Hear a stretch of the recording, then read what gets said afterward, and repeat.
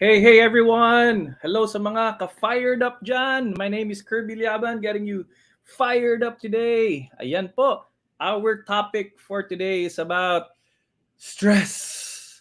Ayan, if you're stressed, this is the episode for you.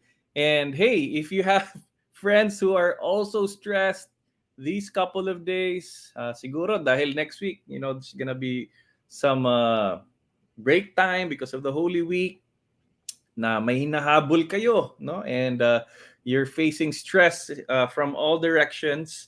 And hey, if you're stressed, ayan po, no?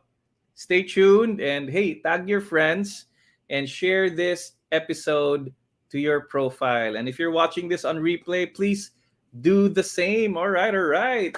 All right. So, we're here to talk about dealing with stress, how to remain calm and focused under pressure. Hello, hello sa mga ka-fired up dyan, lahat ng mga nandirito. Hello, pakisabi lang po kung where you're watching this from. Ayan, so Salina is here. God's afternoon, bros and sisters. Yes, thanks for being here, Salina. Ayan po. No? And of course, it's another fired up Thursday for us. We have this show twice a week, live po para sa lahat so that we can overcome together things that probably demotivate us, including the things that stress us out. All right, all right. So that's our topic for today. And let me know where you're watching this from. It's another fired up day for all of us. All right. So the fired up life is here to get you motivated and focused in pursuing your dreams and living out your faith. And how can you pursue your dreams when you're overwhelmed with so much stress?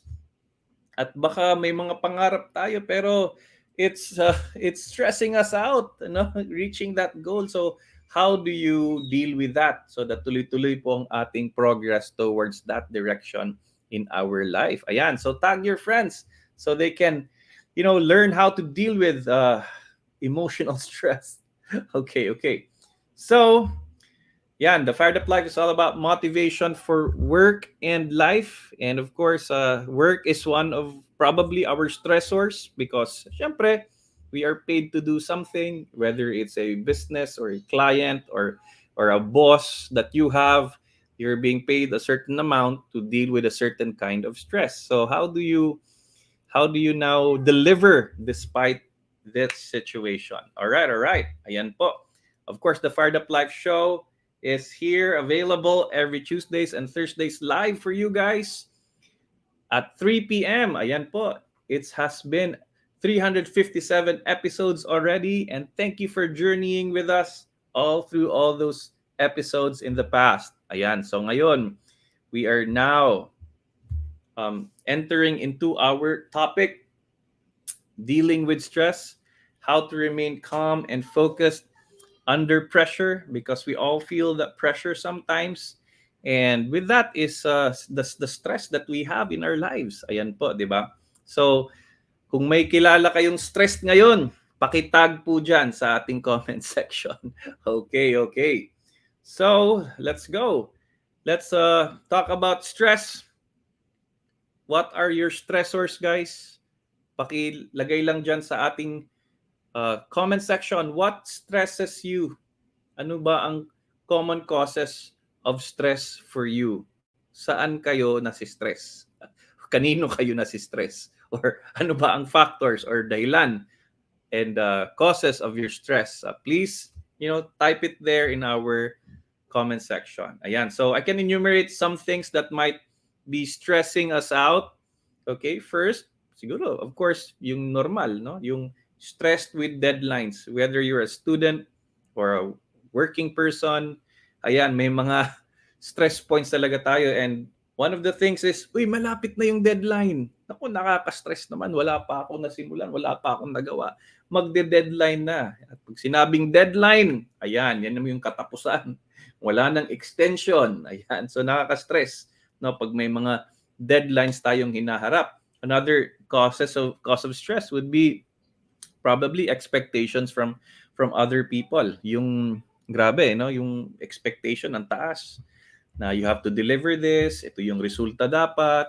Tapos parang feeling mo, ay, nagsistruggle ka pa in actually meeting that kind of expectation. So it becomes a stressor for you. Ayan, others are demands. Ayan, lalo na pag financial demands. Uy, may magbabayad na ng Meralco, magbabayad ng tubig, magbabayad ng renta. Ayan, no? So these things can stress us out, no? Pag may mga demands left and right, no? May mga sinisingil, merong mga hinahabol sa iyo. Ayan, nakaka-stress po 'yan, mga demands of other people or institutions or entities from you. All right. So, of course, you can also be stressed with people. Talagang nakaka-stress yung mga kasama mo siguro, no? Yung boses pa lang nasi-stress ka na.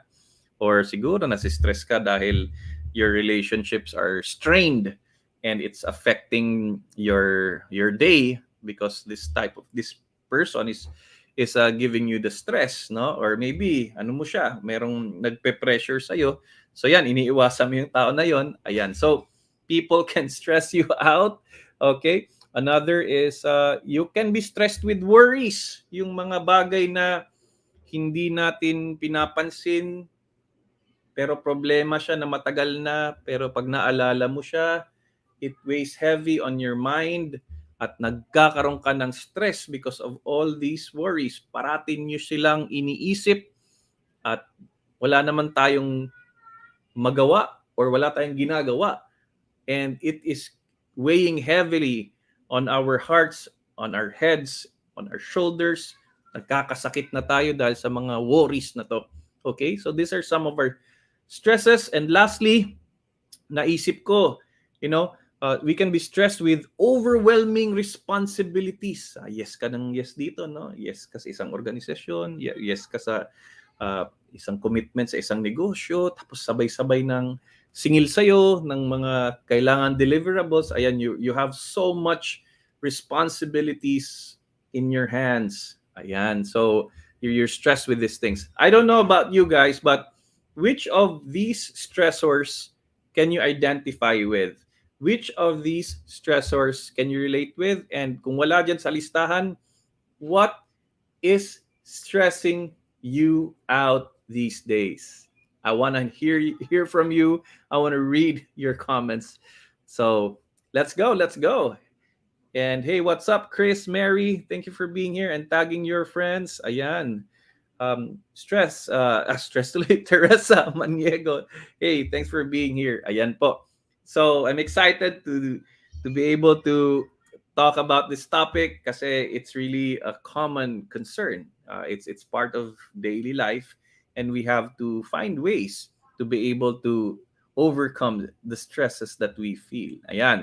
So ano ba yung epekto ng too much stress? What happens to us pag nagpadala tayo sa stress, pag kinain tayo ng stress, no? At hindi natin nabigyan ng solusyon. Ayan.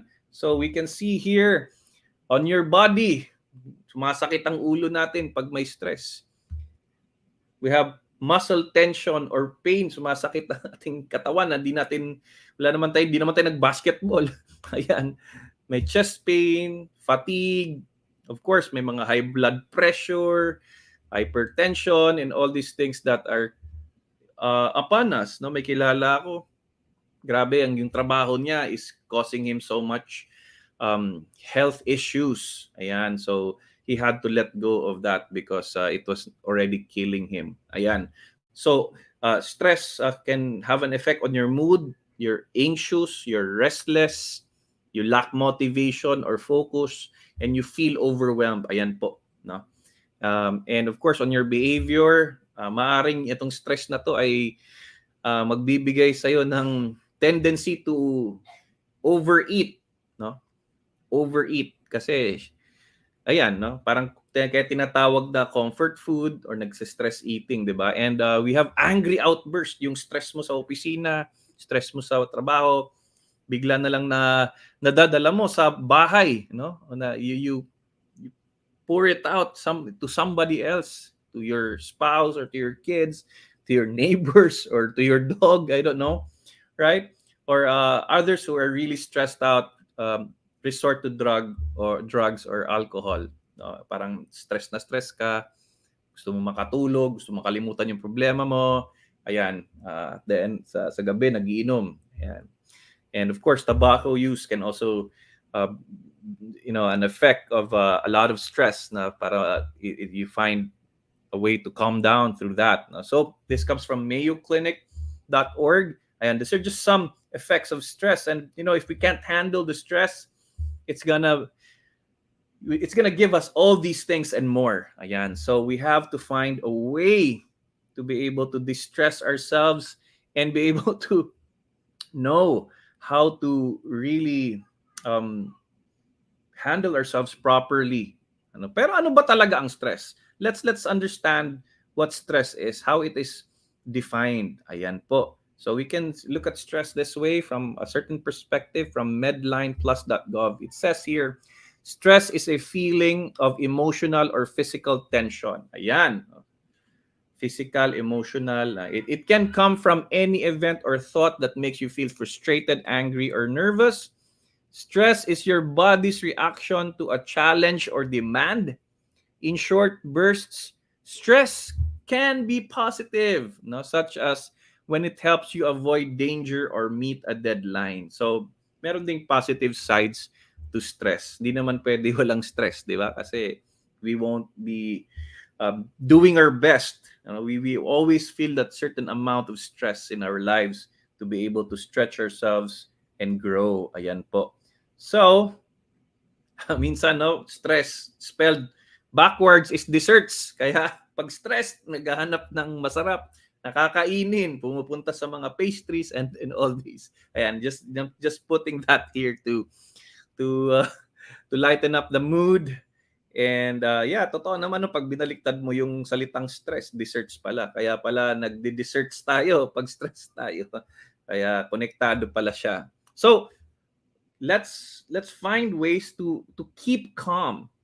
Kasi pag stressed ka, hindi ka makaisip ng maayos. Pag natataranta, pag di mo alam ang gagawin, nagpapanik, no? So you have to keep calm and we shouldn't lose our focus because stress can we tend to bite our fingers and do other things. We want to avoid the stress. Kaya, we are succumbing to other distractions. And, we want to have that focus in our life para hindi tayo mapadala sa stress and be able to really get things done and deliver what's expected of us. All right. So, ganyan po. So, I want to share with you 5 suggestions, 5 ways to deal with stress and use it to level up your skills and experience. Ayan. Kasi stress can either make you or break you.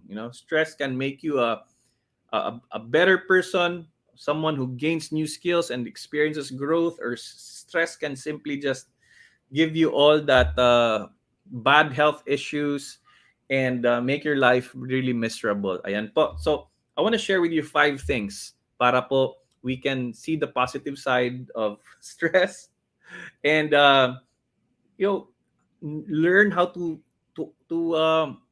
harness the situation that are stressful. Ayan po. So, if you're ready, if you're excited, ayan. So, please type there in our comment section, fired up to overcome stress. Let's go, guys. Fired up to overcome stress. Ayan, pag may isang nag-comment dyan, 2, 3, ayan, pwede na po tayo mag-proceed. But I wanna see you participate, see you get fired up, and see you respond to this show today. And I would know sino mga kasama ko dito. Ayan. So, hello, Lady Ann. Thanks for being here. Fired up to overcome stress. Si Lady Ann lang ba ang fired up today? Ayan. Sino pa ang stressed at gusto ma-overcome ang stress? Janet is here. Fired up to overcome stress. Yes, si Mai is also fired up to overcome stress. Ayan. Pakitag na po ngayon ng mga kakilala nyo na stress sa kanilang trabaho, sa kanilang buhay, sa mga tao around them, para po sila ay may ma-blessed, no? Sabi nga, we're too blessed to be stressed.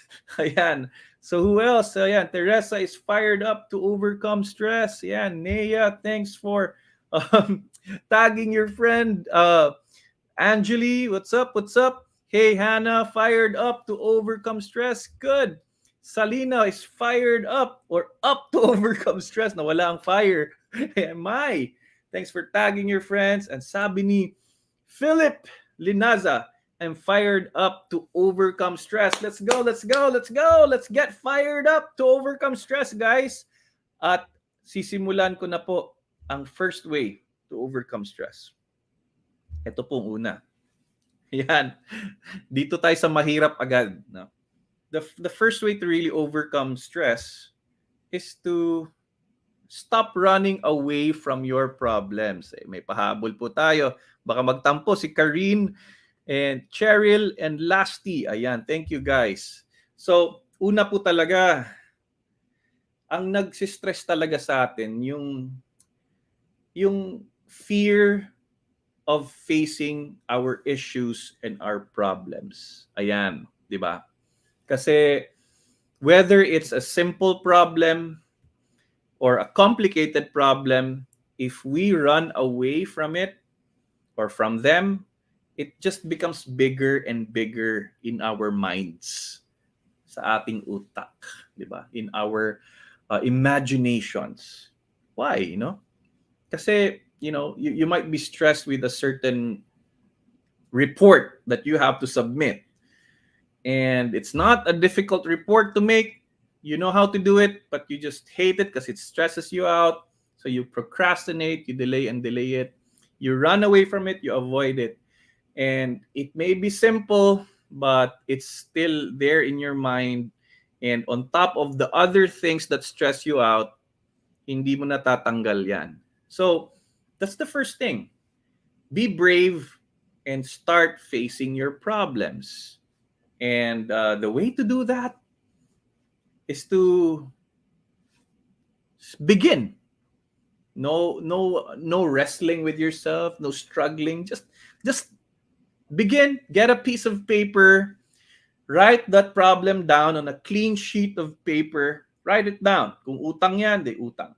Kung ano yan, project.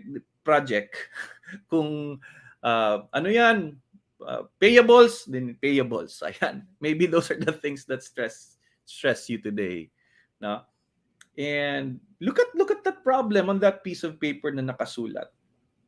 And face it. Harapin natin ang ating problema, at least on a piece of paper. And try to jot down possible solutions to deal with that problem.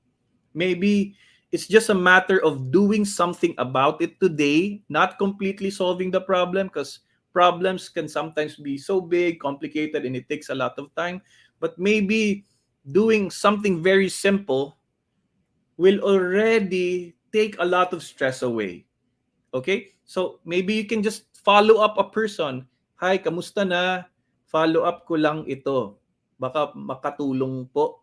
No? Remind ko lang. Ay, mga ganyan yun. Maybe just to text one or two people that you believe can help solve your problem can already take away a lot of stress.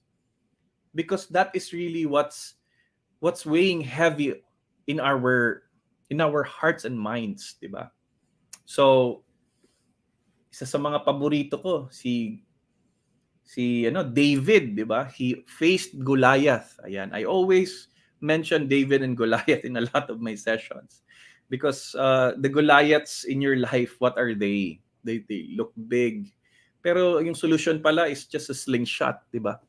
Isa sa mga natutunan ni David over time in his childhood was to really be an expert in that slingshot. And probably you have that skill to overcome your Goliaths. No, unlike the others, other soldiers who hid from the Goliath, di ba? David, on the other hand, faced his Goliath. Ayan. Pero ito, may isang particular character in the Bible also, si Jonah, who ran away from God's mission for him. Kaya nakaka-stress. Kinain siya ng big fish. Big fish ate him up. Di ba? And when Jonah went on his mission, things got he was able to deliver what God wanted him to do. But when he kept running away from it, ayan, he rode on a ship, tapos tinapon siya overboard. Ayan, nilamon siya ng malaking isda. But what we're simply saying here is that no matter how far you run away from your problems or procrastinate from it and neglect it, there's always a way na mahahabol ka ng problemang yan, na mahahabol ka ng stressor na yan. No? So, might as well stop running, deal with it, ask help from somebody, and start doing something about it. Ayan, no? So, yun po yung number one. Huwag takbuhan ang stress. Harapin ang stress. All right. So, number two, guys. Let me just quote this.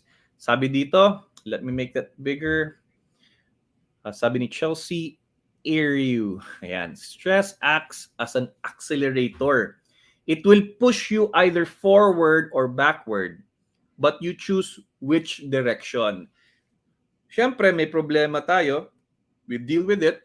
Whether you cause the problem or other people cause the problem, ano lang yan, no? It's an area of growth. It's an opportunity for growth. If you're able to overcome that problem, then you become a better person. Kaya sabi nga dito, it's an accelerator. 'Di ba? It's a catalyst. Stress can be a catalyst. Pero ikaw ang pipili kung saan ka papunta. Backward or forward. All right? So, keep that in mind, guys. Hope you get fired up with that quote. Ayan, next. Number two. Find focus and calmness through prayer and meditation. Ayan po.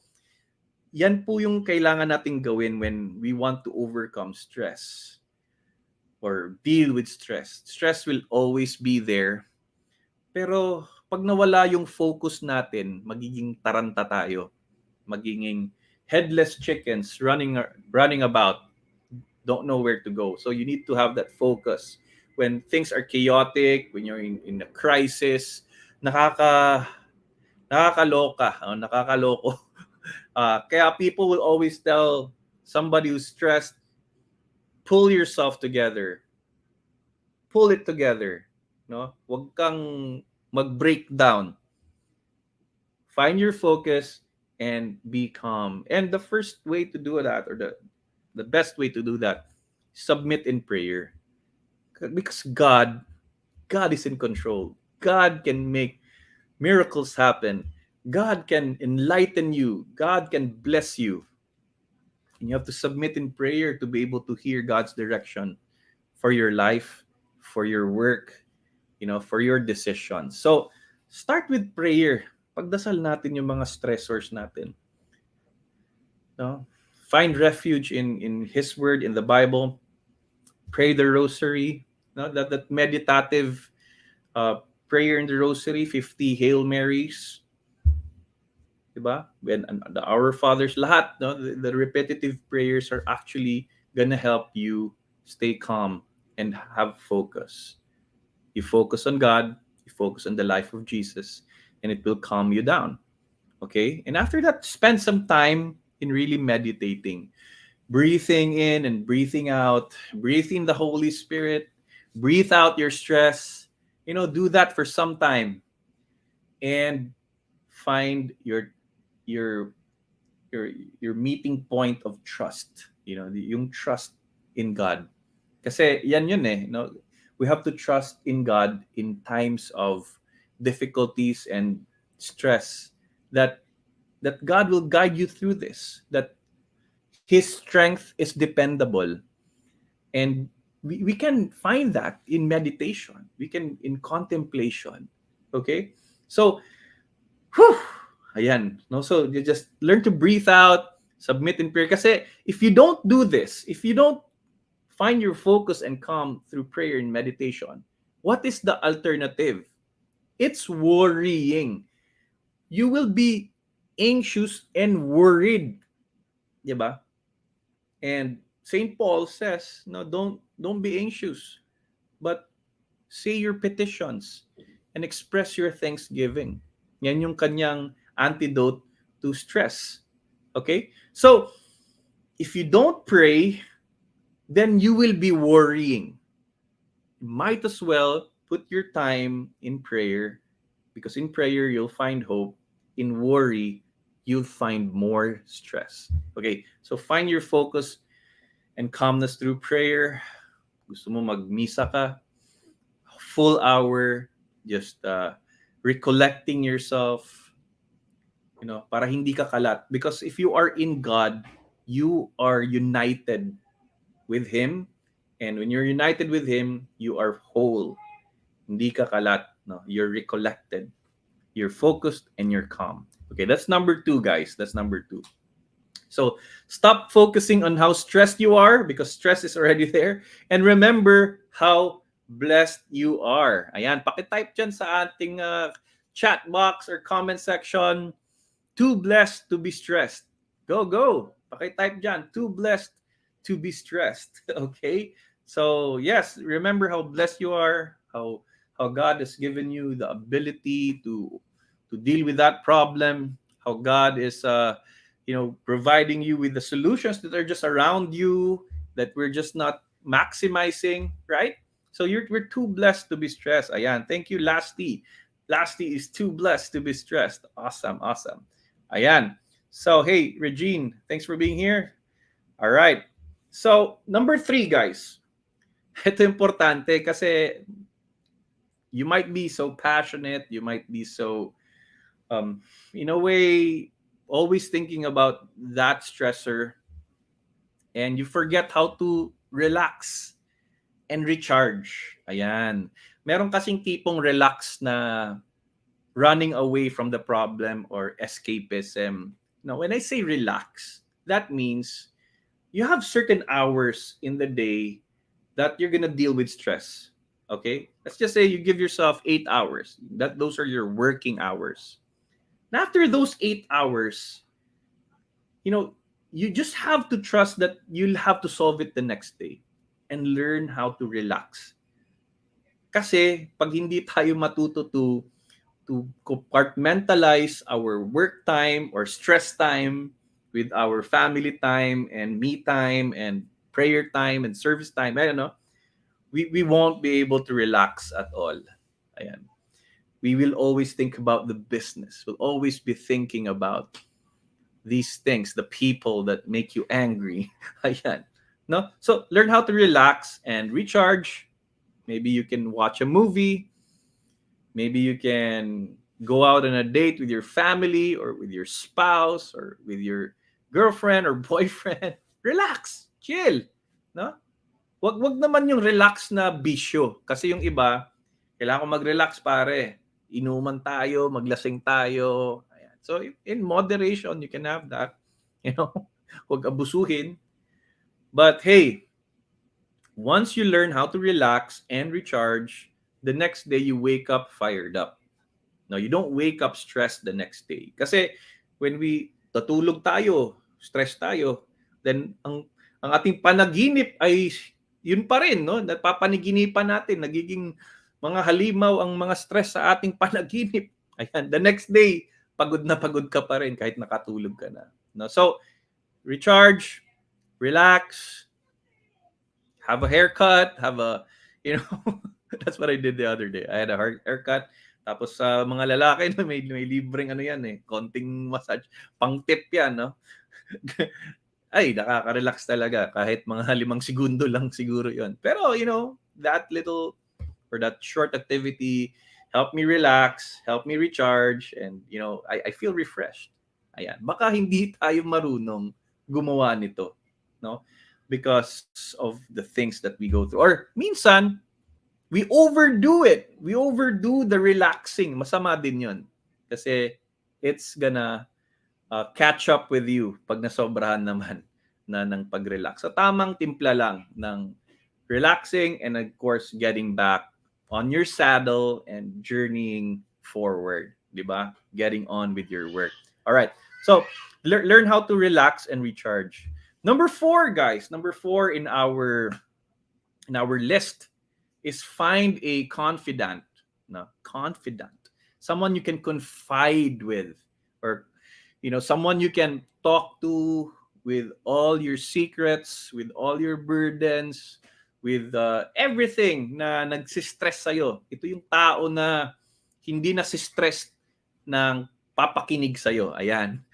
Ito yung tao na mahal ka, na ito yung tao na who cares for you, who will not judge you, who is there, available for his or her time. Ayan yung confidant. Meron ka bang ganyan, no? Maybe you can honor that confidant by tagging him or her, thank you for being my confidant. Okay? Baka nandyan lang, no? We can tag them and just thank them.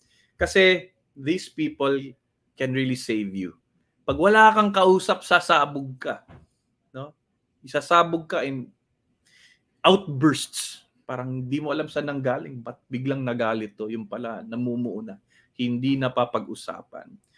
Find a confidant you can trust, someone who can really give you guidance, probably.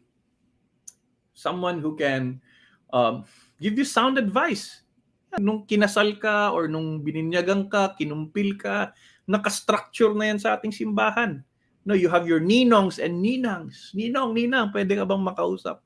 Kailangan ko lang ng guidance on certain things that are stressing me out. What did you do in these situations? So, contact them. Because they're not just there to give you gifts during Christmas. Di ba? So, hey, these people have committed to be your Christian guide in your life. And you can contact them. Your best friends are there. People you can rely on. They're around. Okay, so find that person because that person is willing to absorb some of your stress. Okay, so meron ka bang ganyan? Ayan, so meron ng mga nagti-thank you dito, no?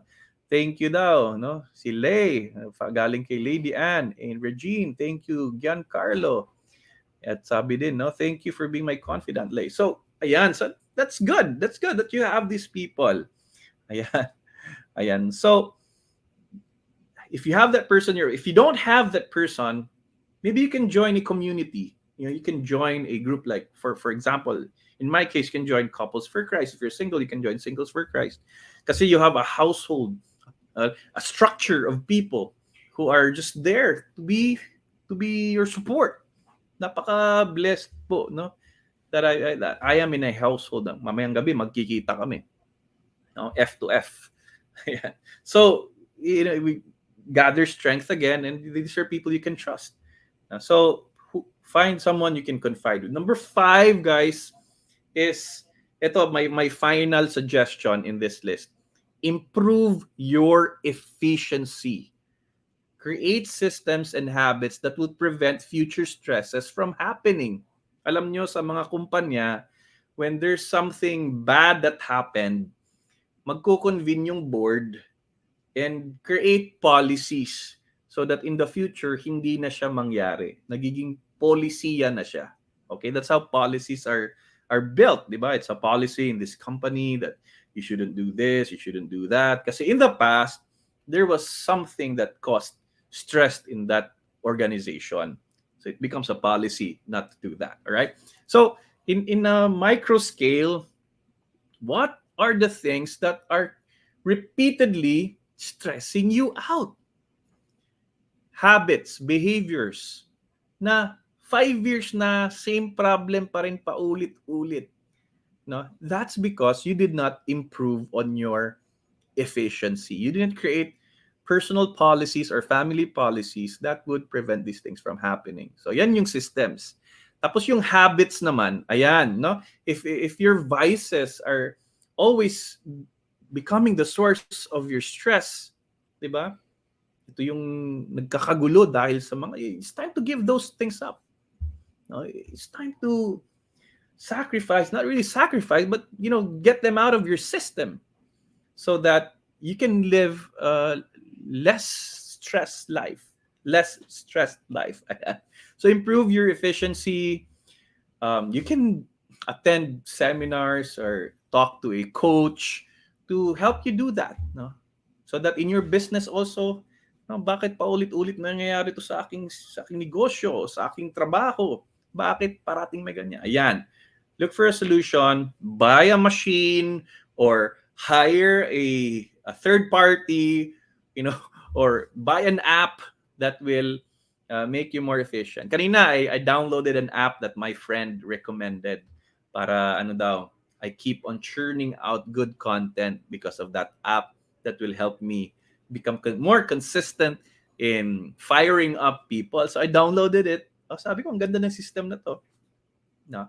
And now I'm using it. And it's there. There's like a body of ideas where I can always run to. Kaya, we're lasting up to 357 episodes na. At di tayo mauubusan because there's always that, efficient way of doing things. Ayan. So, improve your efficiency, guys. Ayan, ayan. All right. So, those are the 5 things that I wanted to share with you. 5 ways to deal with stress and use it to level up your skills and experience. Diba? When you do these things, magle-level up ka. Hindi lang na overcome mo yung stress at wala na, but you have become a better person. So for those who missed it, number 1, stop running away from your problems. Deal with it, face it, and do kahit karumput lang na solusyon that will make it, better yung situation, that will move your problem forward. Ayan, no? Stop running away from it. Second is find focus and calmness through prayer and meditation. Breathe in, breathe out, read the gospel, say your rosary, say your petitions, ilabas mo kay Lord. Ayan. Number 3, learn how to relax and recharge because we are human beings. We're not robots. We need find time to laugh and to bring out our stress, di ba? So yun. 4th is find a confidant, and hey, talking about that, ayan po, may mga nag-mention na sa kanilang mga confidants, no? So hey, Salina is mentioning here, sis Luz Viminda Arceo. All right. Oh, that's awesome, no? I love that. Number 5 and final one is improve your efficiency para hindi na maulit itong mga stressors nito.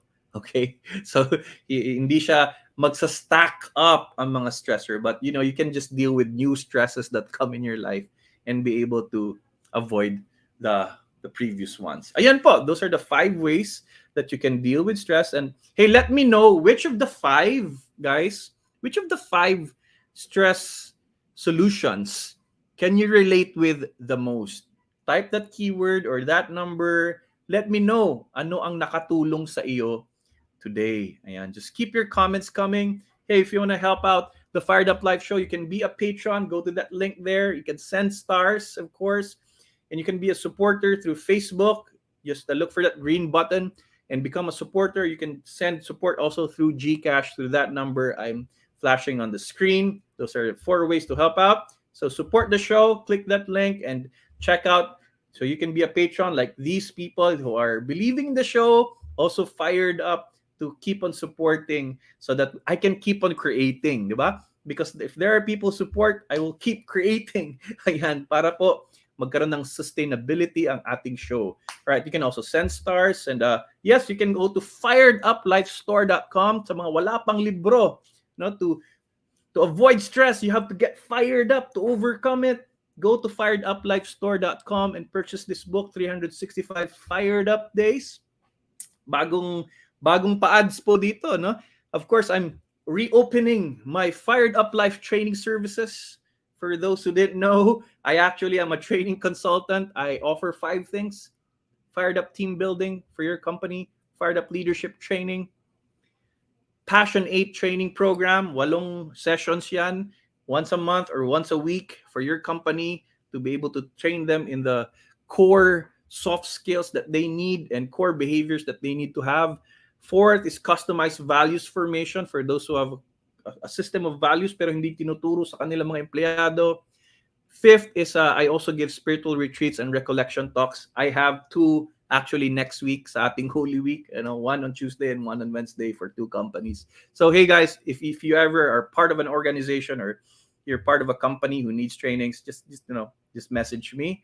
And of course, ang pinaka bago, firedupu.com. Fired Up University has been running for a whole year, and for that whole year, I've been creating webinars and doing private sessions with a certain number of people. Hey, but now it's made available to more people, so you can just go check out firedupu.com. The purpose of firedupu.com is to help Catholic creators find clarity, publish content, and build a thriving community. So if you want to do what I'm doing, if you want to be a Catholic creator like me, and if you know Burns Kaasi, JC Libiran, uh, Abringe, and all these other people who are in Fired Up U, go ahead and be part of my group in Fired Up University. Just go to firedupu.com. All right, all right. So let me see your comments here. Ayan, ang nakaka-relate po is si Salina, 2 and 3 ang sa kanya. Para sa kanya, ito yung mga nakakatulong sa kanya today. Let me just show where that is. Ayan, let's review those 5 things. Let's go. Ayan, I wanna flash it again. There you go. So, para kay Salina, 2 and 3, which are find focus and calmness through prayer and meditation, at saka learn how to relax and recharge. Ayan, sabi ni Salina, I have so many confidant in Couples for Christ family like Maria Elizabeth Aragon. That's awesome. That's awesome to know. Great. That's great. Ayan, si Chris Encarnado, 5 truths about my life today. I am the best. I can do it. God is always with me. I am a winner, and today is my day. Wow, those are good. Very powerful self-affirmations. Diba? When you declare that I am the best, I can do it. God is with me. I am a winner. Today's my day. We need those self-affirmations because doubt and fear, they always creep in. So we have to fight them off so that we can get gung-ho and fired up to face the day. We have to also create these things, di ba? Kasi stress is out there. Kaya kailangan malakas tayo and self-motivated. Hey, thanks for Chris for sharing your daily reminder to be, happy every day and to get fired up each and every day.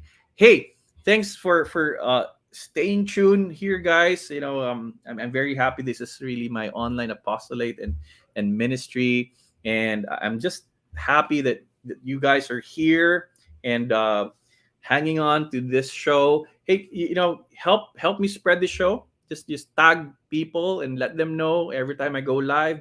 Just share it, and more and people will be blessed with the messages that we share here together, both the viewers and of course the things that I pray for this show para magkaroon tayo ng content that can fire us all up. So that's it for our show today. Thank you very much, guys. And hey, keep being fired up, and you're too blessed to be stressed. Bye.